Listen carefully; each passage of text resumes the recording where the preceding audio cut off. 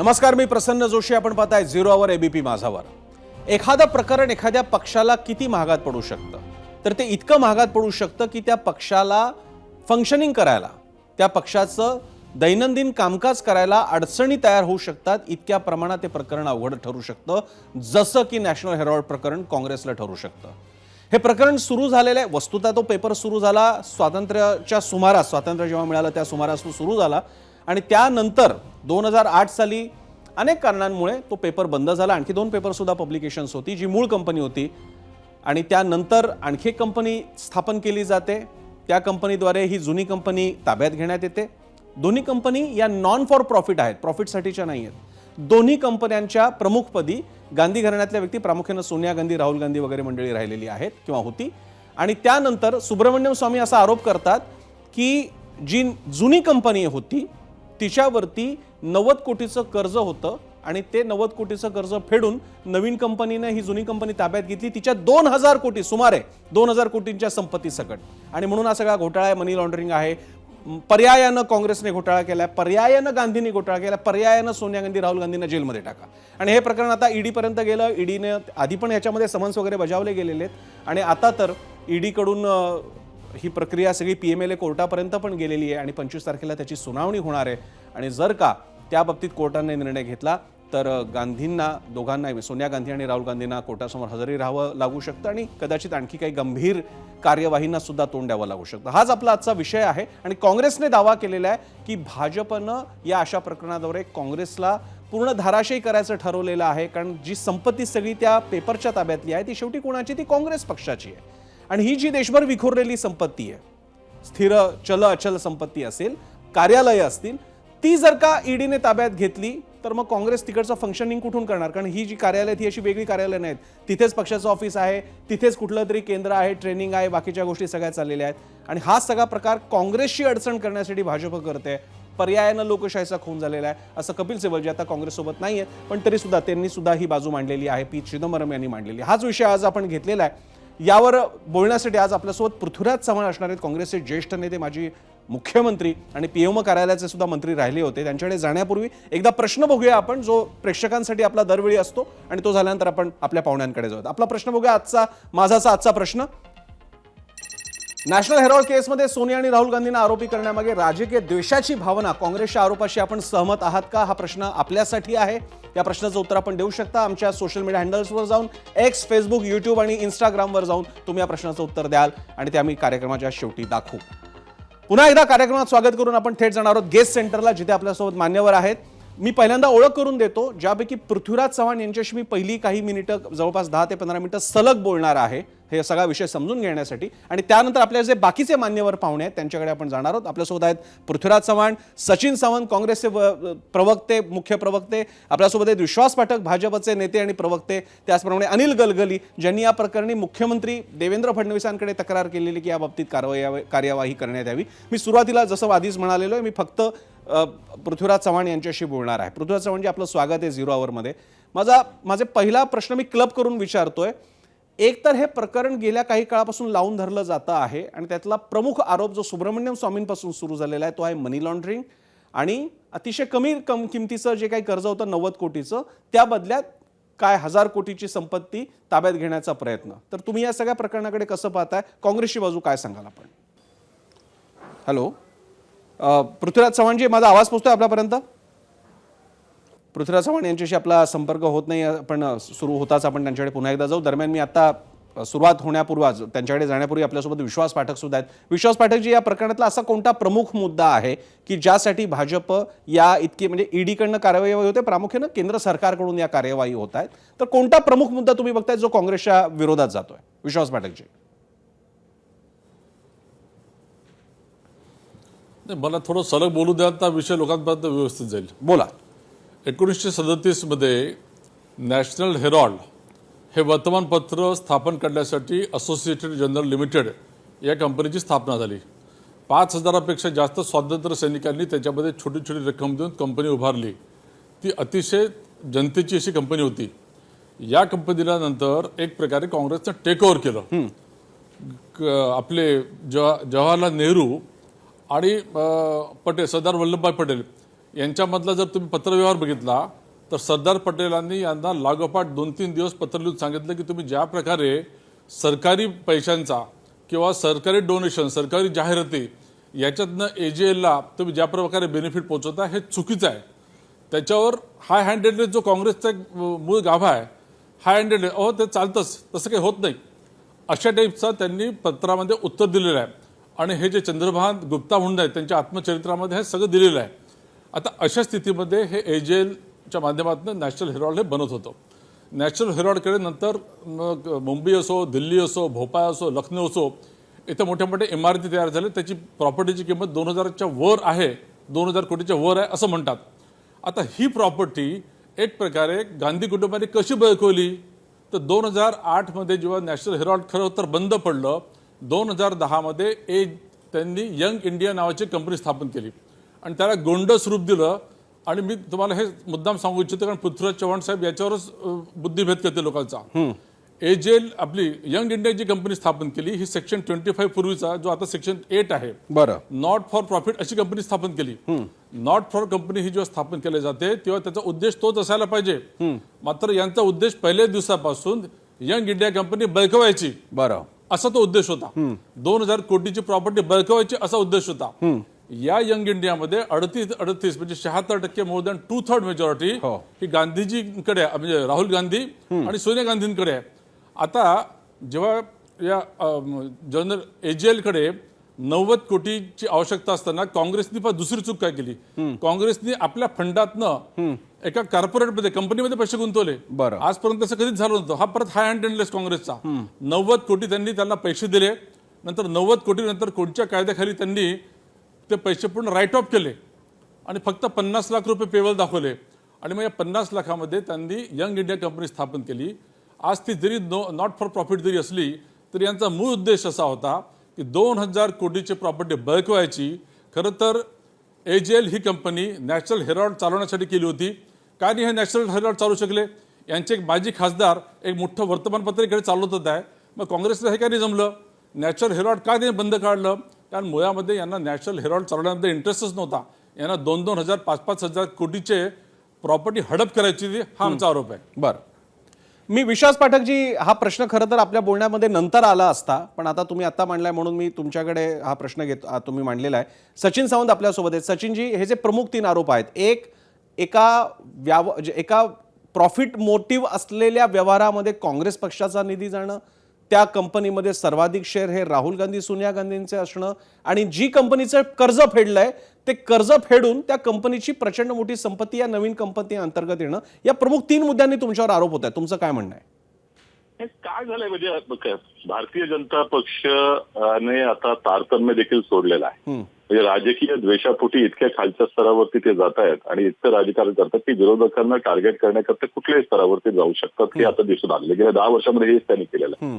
आणि याच्या मागचा उद्देश विरोधकांचा आवाज बंद करणं आहे, त्यांना त्रास देणं आहे, याच्यात कुठल्याही तऱ्हेची शंका नाही. कारण आतापर्यंत ईडीच्या जेवढ्या केसेस झाल्या त्यातल्या 99% केसेस ज्या राजकीय दृष्टिकोनातून झाल्या त्या केवळ विरोधकांच्या करता आहेत. आणि त्याचं जेव्हा तुम्ही 5,500 केसेसवरती या 8 वर्षामध्ये झाल्या, त्याचं जर तुम्ही ईडीनं केलेला कन्व्हिक्शन रेट जर पाहिला तर 1% देखील नाही. 25 केसेसवरती त्यांना कन्व्हिक्शन मिळालेलं आहे. त्यामुळे हा सगळ्या राजकीय दृष्टिकोनातून झालेला आहे. हा विषय महत्वाचा.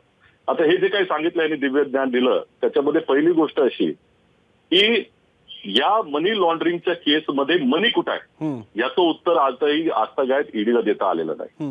यामध्ये कुठल्याही तऱ्हेचा प्रॉपर्टी विकण्याचा प्रयत्न झालाय, त्याचा पैसे घेण्याचा प्रयत्न झालाय का तेही दिसलेलं नाही. जर मनीच नसेल, मनी लॉन्ड्रिंगच त्या ठिकाणी झालं नसेल, म्हणजे मनी नाही तर लॉन्ड्रिंग नाही, आणि लॉन्ड्रिंग नाही तर त्या ठिकाणी मनी लॉन्ड्रिंगची केस कशी होऊ शकते हे आजतागायत कळलेलं नाही. वस्तुस्थिती ही आहे की AGL त्याचबरोबर त्या ठिकाणी यंग इंडिया असेल आणि काँग्रेस पार्टी ह्या तिन्हीही ज्या एंटिटीज आहेत त्या काँग्रेस पक्षाच्या एंटिटीज आहेत. त्यामुळे ज्या वेळेला AGLची स्थापना झाली त्यावेळेला काँग्रेसच्याच कार्यकर्त्यांनी ती स्थापना केली होती. नॅशनल हेराल्ड काढण्यासाठी त्याची स्थापना झाली होती. तर नॅशनल हेराल्ड हा काँग्रेसचाच त्या ठिकाणी मुखपत्र म्हणून त्या ठिकाणी पाहिलं गेलं पाहिजे. तर काँग्रेसच्या विचारांचं स्वातंत्र्य संग्रामाची लढाई ज्याच्यामध्ये हे कधीच नव्हते हे लोक, त्यामुळे 5,000 लोकांनी जी स्थापना केली त्यामध्ये स्वातंत्र्य सैनिक म्हणून तिकडे नसलेल्या RSS कोणच नव्हतं, ही वस्तुस्थिती आहे. आता AGL च्या मध्ये गेल्या अनेक वर्षामध्ये म्हणजे स्थापनेपासून आतापर्यंत जवळपास 90 कोटी रुपये हे वेगवेगळ्या स्तरावरती काँग्रेस पक्षानं मदत म्हणून दिलेली आहे. आता मुखपत्र यांचं ऑर्गनायझर आहे किंवा ते पाचजन्य आहे, ते काय प्रॉफिट मेकिंग आहे का? त्याला RSS आणि भारतीय जनता पक्ष त्या ठिकाणी मदत करते, दुसरं कोण करते मदत? त्यामुळे जेव्हा पक्षाचं मुखपत्र असेल तर पक्षाचीच मदत त्या ठिकाणी होणार आहे, त्याच्या दुसऱ्या तऱ्हेनं बोलण्याची आवश्यकता नाही. आणि सगळ्यात महत्वाचं म्हणजे ज्या वेळेला AJLला 90 कोटी रुपये देण्याची आवश्यकता झाली, इतकी ती हलाखीची परिस्थिती झाली होती, त्यावेळेला यंग इंडिया म्हणून एक आपण जेव्हा कंपनी काढतो, ती कंपनी कुठली आहे? ती आहे सेक्शन 8 कंपनी, जी आता यांनी सांगितली. सेक्शन 8 कंपनीला परवानगी कोण देतं? तर केंद्र सरकार परवानगी देतं. आणि ज्या वेळेला तुम्ही जर म्हणता की ठिकाणी AJLची आम्ही प्रॉपर्टी हडप करण्याचा विषय झाला, तर 1955चं सुप्रीम कोर्टाचं जजमेंट आहे की जरी इक्विटी ट्रान्सफर जरी झाली तरी जी ओरिजिनल प्रॉपर्टीचा ओनर ही AJLच राहते, जात नाही. मला सचिनजी मी तुम्हाला थोडंसं थांबवतोय कारण पृथ्वीराज चव्हाण आलेले आहेत, आपल्याकडे भरपूर वेळ आहे. मला फक्त पहिली 10 मिनिटं त्यांच्याकडे जावं लागेल. मगाशी कनेक्टिव्हिटीचा प्रॉब्लेम आल्यामुळे मी त्यांच्याकडे जाऊ शकलो नाही, पण मी तुमचाच मुद्दा पुढे घेऊन जातो. पृथ्वीराज चव्हाणजी, तुमचं स्वागत आहे आमच्या या 0 आवर शो मध्ये. 3 प्रमुख मुद्दे आहेत की ज्यावर भाजपचं सगळं, बाकी टेक्निकॅलिटीज मध्ये तुम्ही जालच. एक पहिला मुद्दा असा आहे की एकतर एक अशी कंपनी स्थापन केली जाते, त्यातून असा व्यवहार केला जातो ज्यामध्ये नफा तयार होतो. नफा कोणता तयार होतो? तर यंग इंडियाद्वारे ही जी नवीन AJL कंपनी घेतली जाते तिच्या ॲसेट्स सकट घेतली जाते, त्यामुळे जे काही 1000-1500 कोटी त्याचं व्हॅल्युएशन बदलत राहत आहे ते तुम्हाला मिळाले, म्हणजे यांना मिळालेले. दुसरी गोष्ट, ही जी नवीन कंपनी आहे यामध्ये सोनिया गांधी, राहुल गांधींचे सर्वाधिक 74% शेअर होल्डिंग असतं. आणि तिसरी गोष्ट, हे अंडर व्हॅल्यू करून तुम्ही घेण्यात आलं फक्त 90 कोटी रुपये टाकून, आणि याच्यामुळे मनी लॉन्ड्रिंग झालेला आहे असा दावा सुब्रमण्यम असतील नाही तर भाजप असेल त्यांनी केलेला आहे. तर याबद्दल आपलं स्पष्टीकरण. हे बघ, 2-3 गोष्टी आहेत. एक, ही केस आता सबज्युडिस आहे, ईडीनी न्यायालयात नेलेली आहे, त्यामुळं पुन्हा एकदा त्याची न्यायिक सगळा खटला चालेल वगैरे, त्यात बरेचसे मुद्दे आहेत. 2-3 गोष्टी मी पहिल्यांदा सांगू इच्छितो की हा एक सूडबुद्धीने केलेला व्यवहार आहे. कसा आहे तर ज्या वेळेला एखादं महत्वाची राजकीय निवडणूक येते किंवा भाजपच्या समोर काही प्रश्न निर्माण होतात, जसं आता भाजपचा अध्यक्ष कोणाला करायचं या अशा प्रकारचे काही प्रश्न येतात, तेव्हा लक्ष विचलित करण्याकरता हे सगळं होतं. याची उदाहरणं जर घ्यायची झाली, पहिल्यांदा भिवंडीला राहुल गांधी RSS बद्दल काही बोलले, त्यांच्यावर खटला दाखल केला. पुन्हा ते सावरकरांच्या विषयी काही बोलले, पुन्हा खटला दाखल झाला. लोकसभा निवडणुकीच्या आधी इन्कम टॅक्सनं काँग्रेस पक्षावर रेड टाकून काँग्रेस पक्षाची सर्व खाती गोठवली, शेकडो कोटीची खाती गोठवली. ती जर गोठवली नसेल तर कदाचित लोकसभा निवडणुकीचा निकालच वेगळा लागला असता. आता त्यानंतर पुन्हा राहुल गांधींच्यावर मोदींच्या बद्दल ते काही बोलले म्हणून त्याचं लोकसभेतलं सदस्यत्व रद्द करण्यात आलं, पण न्यायव्यवस्थेनं त्यांना पुन्हा न्याय दिला आणि ते पुन्हा निवडून आले, सदस्य झाले. आता ही पुन्हा गोष्ट ही नॅशनल हेराल्डची केस उकडून काढलेली आहे. हा व्यवहार कधीचा आहे? 2010-11ला यंग इंडिया कंपनीने नॅशनल हेराल्डचे ॲसेट्स घेतले. हा जवळजवळ 15 वर्षापूर्वीचा व्यवहार आहे. आणि ही केस कोणी दाखल केली? कंप्लेन होती सुब्रमण्यम स्वामीची, एक खासगी कंप्लेन होती. सरकारला यामध्ये काही वावगो वाटलं नाही. पुढं सुब्रमण्यम स्वामी स्वतःच हायकोर्टात जाऊन केसवर स्टे घेतला आणि त्यानंतर मग पुन्हा आता सरकार त्यामध्ये घुसलेलं आहे आणि सरकारने कुठल्या तरी टाइम टेबलच्या आधारावर ही केस पुन्हा सुरू केलेली आहे. आज काल मला वाटतं राहुल गांधी सोनिया गांधींना समन्स पाठवले, नोटीस पाठवली, कदाचित चौकशीला पुन्हा बोलवतील. एकदा त्यांची चौकशी झालेली आहे. CBI याच प्रकरणामध्ये एक वेगळी केस चालू केलेली आहे. त्या प्रकरणामध्ये बेल मिळालेलं आहे दोघांना. आणि आत्ता या 2-4 दिवसामध्ये पुन्हा रॉबर्ट वाड्रांना एका वेगळ्या खटल्यामध्ये हरियाणामधल्या एका लँड व्यवहारामध्ये त्यांना पुन्हा ईडीला बोलून त्यांची चौकशी केली. ते काल गेले होते, आज गेले होते. या सगळ्या गोष्टी आपसुक होत आहेत का, अचानक होत आहेत का, याचं काही टाइम टेबल आहे का? कोण टाइम टेबल ठरवतंय? 15 वर्ष तुम्ही झोपला होता का? सरकारने सुद्धा ही केस दाखल केलेली नाही. आता टेक्निकल मुद्दे आहेत.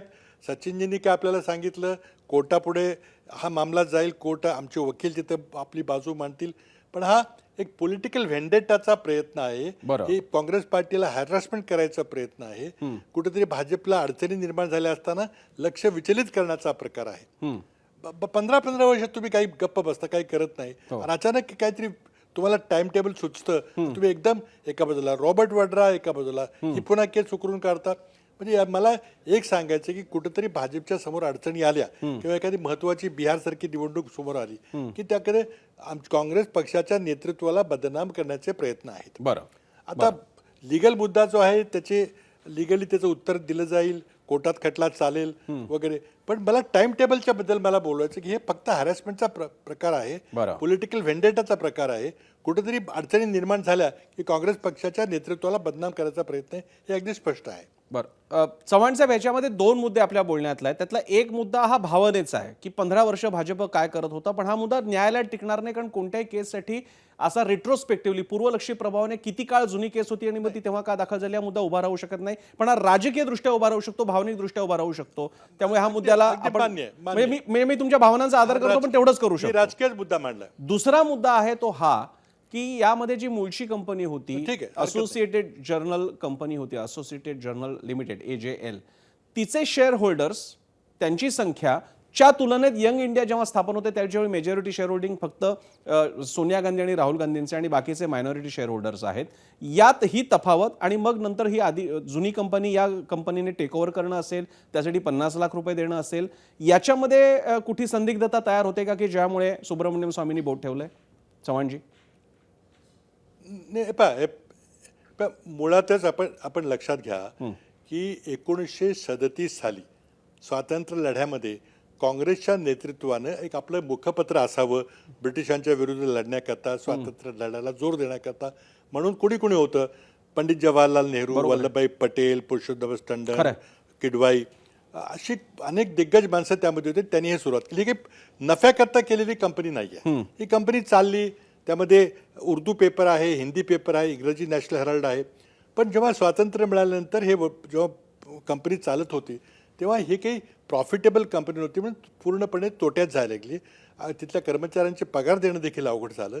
म्हणून हळूहळू आपल्या विचारांचं एक ऐतिहासिक पार्श्वभूमी असलेलं वर्तमानपत्र चालू राहावं या एका शुद्ध भावनेने काँग्रेस पक्षाने वेळोवेळी नॅशनल हेराल्डला पैसे देत गेले. जवळजवळ 90 कोटीपर्यंत रुपये दिले. आता ते काय व्याजावर दिले होते का, त्यातून काय हप्ते परत येत होते का, ते नव्हतं. हा फक्त पेपर, याला ऐतिहासिक पार्श्वभूमी असलेला वर्तमानपत्र, काँग्रेसच्या विचाराचं मुखपत्र बंद होऊ नये एवढी त्यामध्ये भावना होती.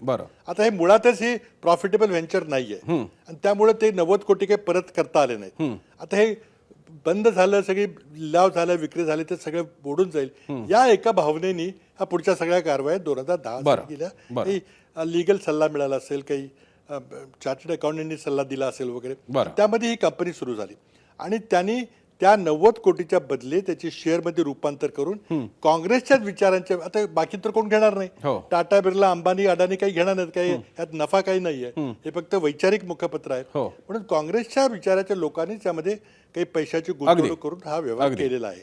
आता लिगल ते बरोबर आहे का नाही हे कोर्टात ठरेल. पण मला ही जी याची भावना जी आहे, त्रास देण्याची भावना आहे. पुन्हा राहुल गांधींना कितीतरी दिवस ईडीनी कोर्टात बोलवलं होतं, दिवस तर बसवून ठेवलं, काही प्रश्न न विचारता नुसतं बसवून ठेवलं होतं, हे आपल्याला माहिती आहे. हा हॅरेसमेंटचा प्रकार नाही का? तुम्हाला 10, 15 वर्ष तुम्ही यात लक्ष घालत नाही आणि तुम्हाला टाइम टेबल जेव्हा तुम्हाला सुटेबल वाटतं त्यावेळेला तुम्ही पुढे. मी चव्हाणजी, मी पुन्हा एकदा, ही भावना अगदी भावना म्हणून बरोबर आहे, ते तुम्ही व्यक्त करू शकता की अशा प्रकारे यंत्रणेचा गैरवापर आहे का. मी पुन्हा फक्त त्यातल्या मुद्द्यांकडे येतो. तुम्ही म्हणता ते अगदी बरोबर आहे की हा मुळातलाच पेपर काँग्रेसचा आहे, त्यामुळे काँग्रेसच मदत करणारे 100% तुम्ही लॉजिकल उत्तर दिलेलं आहे, अगदी बरोबर उत्तर आहे. फक्त प्रश्न असा आहे की जेव्हा फंड हा काँग्रेस पक्षाचा वापरलेला असेल तर मग या नव्या यंग इंडियन कंपनीचं जे काही डायरेक्टर बोर्ड असेल आणि शेअर होल्डिंग असेल त्याच्यामध्ये काँग्रेसच्या अनेक नेत्यांचं शेअर होल्डिंग दिसायला पाहिजे. काही प्रमाणात सुद्धा मेजॉरिटी मी समजू शकतो, पण 74% सोनिया गांधी, राहुल गांधी आणि उर्वरित मायनॉरिटी बाकीचे कोणी असतील, सॅम पित्रोडा आणि अन्य कोणी मंडळी असतील, इथे जेव्हा 74% फक्त काँग्रेसमधल्या दोन, म्हणजे आपण जर का काँग्रेस पक्षांतर्गत डेमोक्रेसी मानली तर सोनिया गांधी, राहुल गांधी हे तसे, म्हणजे टेक्निकली म्हणतोय मी, हे तितकेच महत्वाचे आहेत जेवढे की मल्लिकार्जुन खरगे महत्वाचे, जेवढे की तुम्ही महत्वाचे आहात. अशा वेळी मग जर का एक बृहत मोठं डायरेक्टर मंडळ आणि शेअर होल्डिंग असण्याऐवजी आणि ज्याच्यासाठीचं फंडिंग हे काँग्रेस पक्षाचा पैसा गेलेला आहे, तिथे फक्त पक्षातल्या 2च व्यक्तींचं मेजॉरिटी होल्डिंग कसं काय?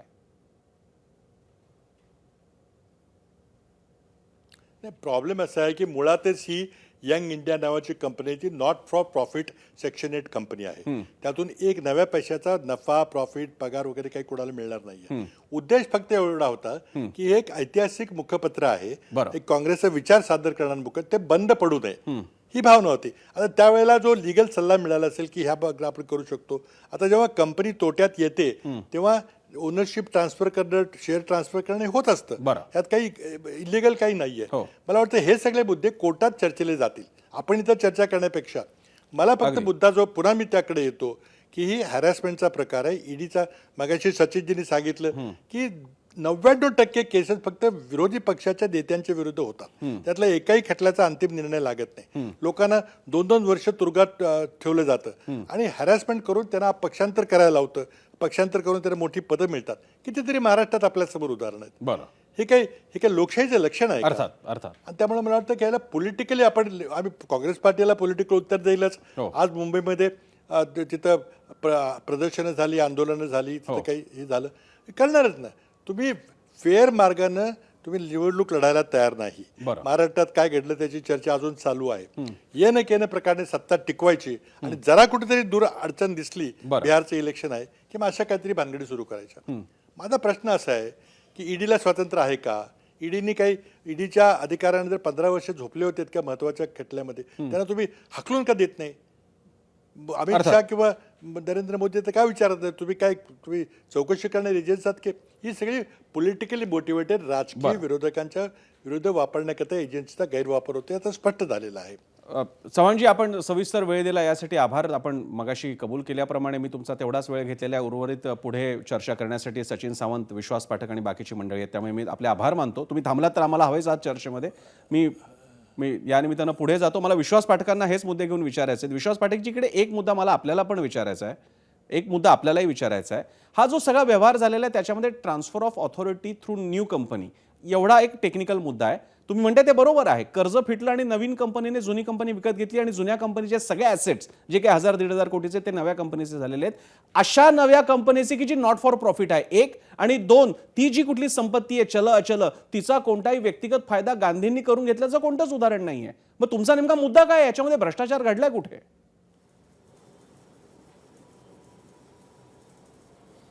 प्रसन्नाजी, याचं उत्तर द्यायच्या आधी मी परत सांगतो, पृथ्वीराज चव्हाणांचे मी सन्मान राखतो, मात्र त्यांनी आणि सचिन सावंतांनी परत बुद्धिबोध केला. मला परत टेक्निकल मुद्द्यांवर जावंच लागेल. हो.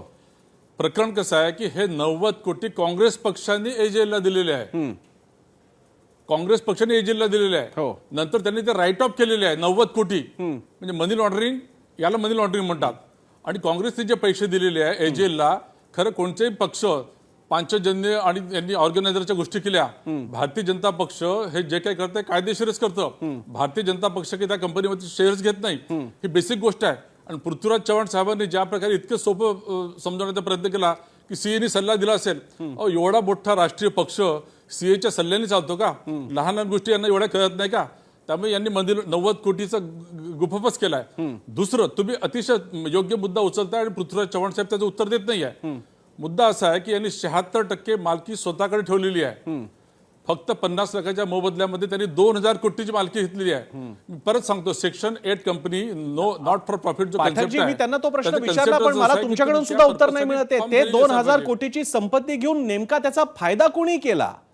ती प्रॉपर्टी विश्वस्तांकडे होती, आधीच्या विश्वस्तांकडनं नवीन विश्वस्तांकडे आली आणि ती राहुल गांधी, सोनिया गांधी यांच्या मेजॉरिटी शेअर होल्डर आहेत, कारण ती कंपनीमध्ये शेअर्स असावे लागतात आणि बाकीचे मायनॉरिटी शेअर होल्डर आहेत. त्या संपत्तीचा वापर खासगी करण्यासाठी झालाय का? हा मुद्दा काही असेल तर आपल्याला आणखी पुढे बोलता येईल. मग मला टोकदार प्रश्न आणखी विचारता येतील काँग्रेसला. प्रसन्नाजी एक मिनिट. प्रसन्नाजी 30 सेकंद तुम्ही मला दिले असते तर याचं उत्तर देणारच होतो. बोला. मुद्दा असा आहे की यांना नॉट फॉर प्रॉफिट कंपनी ही त्या पर्पजसाठी फॉर्म होते. यंग इंडिया कंपनीची फॉर्म झालेली ही 2000 कोटीचे ऍसेट्स घेण्यासाठी फॉर्म झालेली आहे. बरं. मुळामध्ये यांचा बॅलेफाईड इंटेन्शन इकडे दिसत आहे आणि त्याची ओनरशिप गांधी कुटुंबाकडे गेलेली आहे. आता तुम्ही म्हणता की young India he not for profit आहे, पण त्याच्या माध्यमातून 2000 कोटी ही संपत्ती ते कंट्रोल करतात आहे. कशी कंट्रोल करतात आहे? शेअर होल्डर हे आहेत, डायरेक्टर्स यांचे बसले आहे. उद्या 2000 कोटीपैकी 1000 कोटीचं काही बाईंग सेल करायचं असेल किंवा वाद्रा कुटुंबाला ती जमीन विकायची असेल, बिल्डिंग विकायची असेल तर हे ते करू शकतात. बरं, आता वादाच्या विश्वास पाठकजी, बाबतीमध्ये तुम्ही आपण जे विषय सांगताय निघाला, ते 3 कोटीची इंटेन्शनचं property 58 इंटरप्रिटेशन कोटीमध्ये आहे, विकतात. म्हणजे शक्यतेची संभाव्यता तुम्ही सांगताय, असं प्रत्यक्ष झाल्याचं एकही उदाहरण तुम्ही सांगितलं नाही, कारण मी नाही, तुम्हाला तेच technical विचारत आहे. होतो. नाही, असं काही technical झालंय, गोष्टी असं सांगतोय. होऊ शकेल तर शकायला काही शकू शकतं, technical पण ते गोष्टी झाल्याचं आहे. तुम्ही अजूनही मला सांगितलेलं नाही. नॅशनल हेरॉल्ड प्रकरण आणि भाजप काँग्रेसला टार्गेट करतंय का, असा प्रश्न, जो आरोप काँग्रेसकडनं केला जातो, तो आपण विषय घेतलेला. आपल्यासोबत आहेत सचिन सावंत. मगाशी विश्वास पाठकांचं म्हणणं आपण ऐकलेलं, आता बघूयात सचिन सावंत याला प्रत्युत्तर कसं देतात. सचिन सावंत, तुमच्याकडे. नाही, प्रसन्न, पहिली तर गोष्ट अशी आहे की मगाशी मी जसं सांगितलं की पीएमएलए ऍक्ट अंतर्गत तुम्हाला मनी लॉन्ड्रिंग असावं लागतं. इथं मनीचं काही ट्रान्झॅक्शन झालेलं नाही ना, प्रॉपर्टीचं त्या ठिकाणी कुठेही विक्री झालेली आहे. प्रॉपर्टी एजेएलच्या नावावर जशीच्या तशी आजतागायत आहे. काय झालेलं आहे की 90 कोटी रुपये कर्ज ह्या एजेएलला काँग्रेस पक्षाने दिलं होतं, त्याचं रिस्ट्रक्चरिंग केलं गेलं. ते कुठेही केलं जातं, ज्याला डेट टू इक्विटी म्हणतात, म्हणजे कर्जाचं रूपांतर इक्विटीमध्ये करून त्या ठिकाणी एक नवीन कंपनी त्या ठिकाणी यंग इंडिया खोलली आणि त्याच्यामध्ये ते ट्रान्सफर करण्यात आलं. परंतु सुप्रीम कोर्टाचं जजमेंट घ्या किंवा अनेक त्या ठिकाणी जजमेंट घ्या, आजही त्याची मालकी एजेएलची आहे, एजेएलच्या डायरेक्टरची मालकी आहे. आता प्रश्न असा आहे की सेक्शन 8 कंपनी काय असते, म्हणजे मगाचपासून बोलतात. पहिली गोष्ट अशी की आता काय त्या यंग इंडिया सेक्शन 8 कंपनीच्या नावावरती एकही असेट एजेएलची नाहीये. एजेएलच्या कंपनीची इक्विटी आहे. तरी देखील समजा तुम्ही पक्षात घ्या की एजेएलची सगळी असेट ती त्या ठिकाणी ट्रान्सफर करून यंग इंडियाच्या नावावर केली असती, तरी देखील सेक्शन 8 कंपनीची परवानगी ही केंद्र सरकार देतं. त्यामुळे त्याच्या परवानगीशिवाय ते स्थापन होता येत नाही.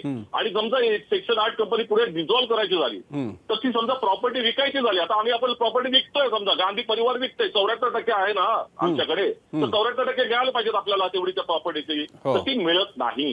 सेक्शन 8 कंपनीच्या डिझॉल्युशनच्या अंतर्गत केंद्र सरकारची जबाबदारी राहते की जर ही कंपनी त्या ठिकाणी कार्य नीट करत नसेल, मॅनेजमेंट त्याचं नीट करत नसेल, तर ती दुसऱ्या सेक्शन 8 कंपनी तत्तर त्या हेतूच्या कंपनीवर ती ट्रान्सफर करते. आणि ती विकल्यानंतरही यांना काही मिळत नसतं डायरेक्टरांना त्या ठिकाणी कुठल्या तरी रिम्युनरेशन मिळत असतं, ना तिकडे प्रॉफिट मिळत असतं, ना लाभांश मिळत असतो. आणि तो आज तक त्यांना लाभांश मिळालेला नाही किंवा त्या ठिकाणी काही नाही, एक पैशाचा व्यवहार त्या धंद्याला झालेला नाही आणि तो भविष्यात होऊ शकत नाही.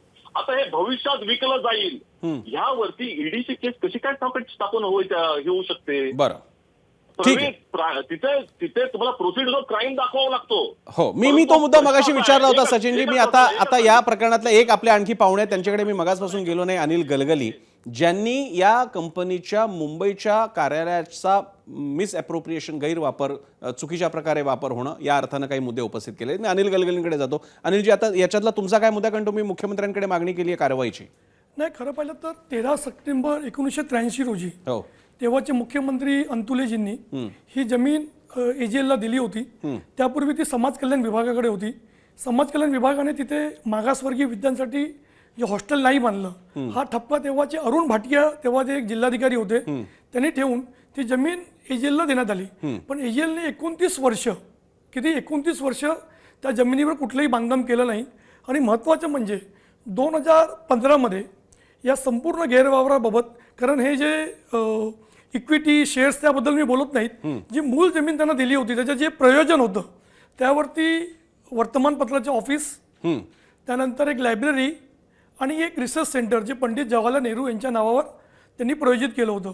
पण दुर्दैवाने यावरती कुठलंही काम झालं नाही. जेव्हा आम्ही पाठपुरावा केला, खरं म्हणजे आम्ही 7वी आणि 8वी लाईन, जी मुंबईची एकदम महत्त्वाची लाईन आहे, ही जी लाईन होती ना, त्याचाच हा भूखंड होता. हा भूखंड तेव्हा 83ला तेव्हाच्या सरकारने ह्या कंपनीला दिला. त्यामुळे मुंबईमध्ये जी 7वी आणि 8वी लाईन आजपर्यंत बनली नाही. दुसरी बाब म्हणजे हा भूखंड छोटा होता. त्यावेळी 3479 वर्ग मीटर हा भूखंड दिला होता. तो भूखंड कमी पडला. परत 819 स्क्वेअर मीटरचा भूखंड 83लाच अंतुले साहेबांनी परत दिला. आणि परत नंतर जेव्हा भूखंड कमी पडला तर 10 वर्षानंतर परत 115 स्क्वेअर मीटर असे करून त्या भूखंडाची बांधणी करण्यात आली. कारण तिथे त्यांना लायब्ररी बनवायची होती, ऑफिस उघडायचं होतं. पण दुर्दैवाने काही झालं नाही. आणि विशेष म्हणजे 2001 मध्ये तेव्हा बाळासाहेब थोरात महसूल मंत्री होते, त्यांनी जवळजवळ 5 वेळा मुदतवाढ दिली. किती म्हणजे एका कंपनीला किंवा एका संस्थेला तुम्ही किती वेळा मदत करणार? कारण नियम काय असतो की जेव्हा तुम्ही महाराष्ट्र जमीन महसूल अधिनियम 1966 त्याच्या अंतर्गत मध्ये तुम्हाला एका नियमामध्ये ते काम करणं आवश्यक असतं. पण तेव्हा सरकारने त्यांना मदत केली आणि तेव्हा 2.78 कोटी हे व्याज त्यांनी माफ केलं. आमच्या एवढाच आक्षेप होता की जेव्हा समाज कल्याण विभागाने 20 वर्ष त्याच्यावरती बांधकाम केलं नाही, हा ठपका ठेवून तुम्ही जमीन काढून घेतली. बरं. पण जेव्हा एजीएलने 30 वर्ष त्याच्यावरती कुठलंही बांधकाम केलं नाही आणि त्यावेळी मुख्यमंत्री पृथ्वीराज चव्हाण होते, आम्ही स्वतः पत्रव्यवहार केला, आजपर्यंत त्याचं आम्हाला उत्तर नाही मिळालं. पण 2015 मध्ये जेव्हा गौतम चॅटर्जी नावाचे IAS अधिकारी आहे रिटायर्ड, हो. त्यांची एक समिती नेमली की एक्झॅक्टली हा गैरव्यवहार काय झाला याची सरकारला एक माहिती पाहिजे होती. मग त्या समितीने 8 वेगवेगळे ठपके ठेवले. त्याच्यामध्ये कशा पद्धतीने व्हायोलेशन झालं, कशा पद्धतीने आज काय झालं माहिती, त्या जमिनीवरती एक बिल्डिंग उभी आहे, बरं. त्या बिल्डिंगवरती वेगवेगळे गाळे आहेत, तिथे 15% तुम्हाला व्यावसायिक वापर करण्याची परवानगी आहे. किती? 15%. हो. पण एजीएलने तिथे 75%चा वापर केलेला आहे आणि सर्व भाड्याने दिलेले आहेत. म्हणजे तुम्हाला जे प्रयोजन होतं तुमच्या लायब्ररीचं, लायब्ररी आजपर्यंत बांधली नाही, हो. रिसर्च सेंटर बांधलेलं नाही.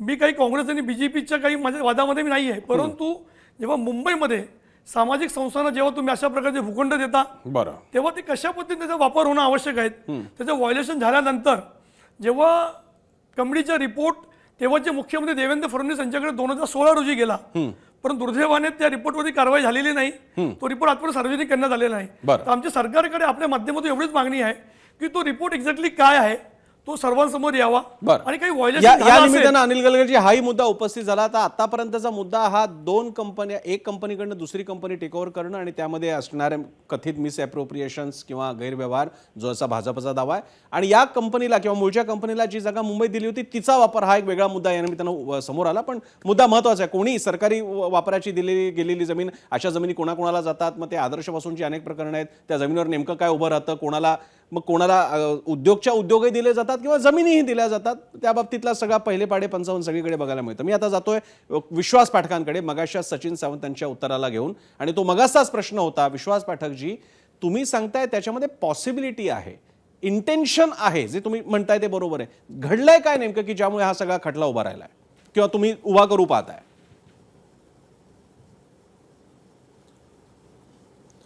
प्रसन्नाजी, वाम मार्गाने जर कोणी शेअर्स आणि कंपनी इनडायरेक्टली अक्वायर केली असेल तर ते चुकीचंच आहे. त्याच्यामुळे त्याच्या पुढचा प्रश्न विचारणं चुकीचं आहे.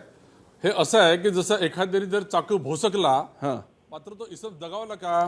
पण मी जेवढी माहिती घेतली मला दुरुस्त करा विश्वास पाठकजी, त्यासाठी बोर्ड ऑफ डायरेक्टरची मीटिंग झाली होती शेअर होल्डरची, प्रमुख शेअर होल्डरची, आणि नीट जी काही नियमानुसार तुम्हाला अधिसभा घ्यावी लागते आणि त्यामध्ये पारित करावं लागतं तसं रेझोल्युशन पारित करून ते सगळं टेक ओव्हर झालेलं आहे. तुम्ही नैतिकतेचा मुद्दा मांडताय का न्यायाचा मांडताय? म्हणजे आपल्याला त्या लाईनवरती बोलता येईल. पण न्यायाचे आहे, नैतिकतेचे आहे. आधी मी न्यायाचं सांगतो. न्यायाचा मुद्दा असा आहे की केवळ 50 लाखांमध्ये 2000 कोटीचे ऍसेट्स यांनी का घेतले, कसे घेतले? 90 कोटीचं लोन जेव्हा काँग्रेस पक्षाने एजेलला दिलं होतं ते त्यांनी राईट अप कसं काय केलं? म्हणजे मनी लॉन्ड्रिंग इथेच येतं. आणि तुम्हाला सांगतो की या दोघांनाही, माझ्या लेखांना अजूनही ते बेलवर आहेत. प्रायमा फेसी कोर्टाने त्याच्यामध्ये तथ्य बघितलेलं आहे. आता राहिला नैतिकचा मुद्दा. मी परत सांगतो की या लोकांनी 76% होल्डिंग आपल्याकडे ठेवलं. शेअर होल्डिंग एजेलचा तर यांच्याकडे आहे. बोर्ड ऑफ डायरेक्टर्स हे यांचेच बसणार. या बोर्ड ऑफ डायरेक्टर्सच्या माध्यमातून जर यांनी ठरवलं की वाद्राला याच्यातले 500 कोटीची संपत्ती ट्रान्सफर करायची, करू शकतात, जर ठरवलं तर. हेच सांगायचं आहे. सर विश्वास पाठकजी, मी तुम्हाला मदत करायचा प्रयत्न करतोय. विश्वास पाठकजी, मी ही चर्चा अशा प्रकारे पुढे नेण्याचा प्रयत्न करतोय की आपल्याला काँग्रेसला स्पष्ट प्रश्न विचारता येतील. मला अजूनही पॉसिबिलिटी मध्येच आपण खेळतोय. असं केलं तर वाड्राला जमीन मिळेल आणि तसं केलं तर सोनिया गांधी आणि राहुल गांधी अख्खी जमीन घेतील आणि काय देतील पैसे. असं झालंय का?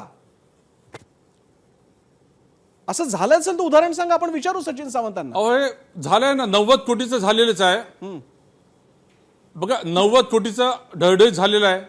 2012 पासून प्रश्न प्रकर्षात आला, त्यामुळे हे सगळे गप्प बसले आहे. नाही त्यांना आतापर्यंत वाटून टाकलं असतं. सचिन सावंत असं म्हणाले की ही नॉट फॉर प्रॉफिट कंपनी आहे, त्या दिवसापासून तिथे काहीही झालेलं नाही. तर मुळात मुद्दा हाच आहे. नॉट फॉर प्रॉफिट कंपनीसाठी जर तुम्ही एखाद्या ऑब्जेक्टिव्ह साठी ओपन केली असेल तर ऍक्टिव्हिटीज करा ना. तुमची ऍक्टिव्हिटी काय होती? ही 2000 कोटीची संपत्ती लादायची. बरं. आणि ती लादण्यासाठी हा सगळा तुमचा प्रयत्न आहे. बरं. आणि मुद्दा हाच आहे, कोर्टामध्ये हाच विषय येणार आहे यांच्या पुढे की यांनी ती जमीन कशा प्रकारची लाटलेली आहे. बरं, ठीक आहे. सचिन सावंतजी, काय म्हणजे हास्यास्पद आहे पहिली गोष्ट की केंद्र सरकारच्याच अखत्यारीमध्ये सेक्शन 8 कंपनीचं फॉर्मेशन असतं. कंपनीचं ट्रान्सफर करायचं की नाही करायचं हे कंपनी ऍक्टच्या अनुसार असतं. ते योग्य आहे का अयोग्य हे कधीही थांबवू शकतं हे सरकार. हे लक्षात घ्या. याला स्ट्राईक ऑफ करता येतं. त्यामुळे जर हा व्यवहार तुमचा सेक्शन चुकीचा 8 वाटला वेगळी असेल, कंपनी आहे, ऐकून घ्या, एजेल ऐकून वेगळी घ्या. कंपनी इथे आहे, ना, एजेलचे IGL ऑपरेशन जागा एजेल घेऊ विकलेली शकते. जागा तिथेच आहे. ऐका चुकीचं आहे. तुम्ही काहीतरी गैरसमज तुम्ही लोकांच्यामध्ये आणि पसरवताय. पृथ्वीराज चव्हाण तुमच्या फक्त देशाचा बुद्धिभेदच standard तसा आहे. करताय. पहिली गोष्ट अशी प्रसन्ना हो. की ज्या वेळेला एजेएलचं ज्या ठिकाणी ज्या प्रोसिडिंग झालेल्या आहेत त्या समोर असताना त्याच्यावरती देखील कारवाई कंपनी ऍक्टच्या अंतर्गत करता येते, ती केलेली नाही. यंग इंडियाची स्थापना सेक्शन 8 कंपनी केंद्र सरकारच्या परवानगीने केली जाते कंपनी ऍक्टच्या अनुसार.